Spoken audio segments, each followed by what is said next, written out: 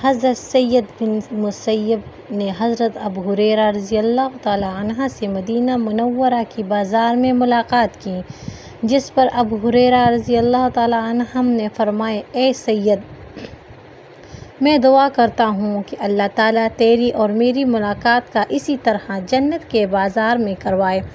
اس پر حضرت سید نے عرض کیا: کیا جنت میں بازار بھی ہوگا؟ ابو ہریرہ رضی اللہ تعالیٰ عنہ نے فرمایا: ہاں، ضرور ہوگا۔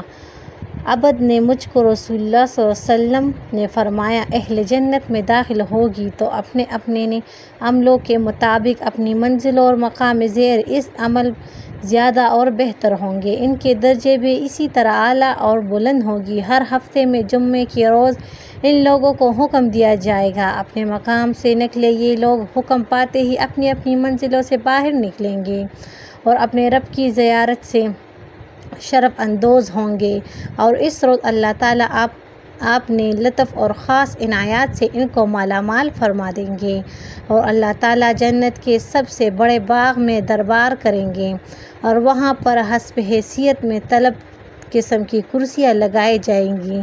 کچھ تو نور کی، کچھ تو زمرد کی ہوگی، کچھ کرسیاں سونے اور چاندی کی بنی ہوگی، اور اپنے اپنے درجے کے مطابق ہر جنت ان کرسیوں پر بیٹھا کرے گا، اور سب سے ادنیٰ درجے کے جتنی مشک اور کافور کے تلوں پر بیٹھے گا۔ اور خوبی یہ ہوگی کہ تلوں پر بیٹھنے والی قوم کو یہ خیال ہرگز نہ آئے گا کہ کرسی پر بیٹھنے والے لوگ ہم سے اعلیٰ ہیں۔ یاد رکھنا ہے، کیونکہ جنت میں ہر کوئی شخص اپنے اپنے مقام اور مرتبے پر راضی اور شکر گزار ہوگا، اور اس سے اونچے درجے کی خواہش کبھی نہیں کرے گا۔ اس کے بعد حضرت ابو ہریرہ رضی اللہ تعالیٰ عنہ فرماتے ہیں کہ میں نے رسول اللہ صلی اللہ علیہ وآلہ وسلم سے عرض کیا: حضور، کیا ہم اپنے پروردگار کو دیکھیں گے؟ آپ نے فرمایا: ہاں، ضرور دیکھیں گے۔ کیا تمہیں سورج اور چوتھی رات میں چاند کے دیکھنے میں شک کرتے ہو؟ میں نے عرض کیا: نہیں۔ آپ صلی اللہ علیہ وسلم نے فرمایا: اسی طرح شک نہ کرو گے تو اپنے پروردگار کے دیکھنے میں۔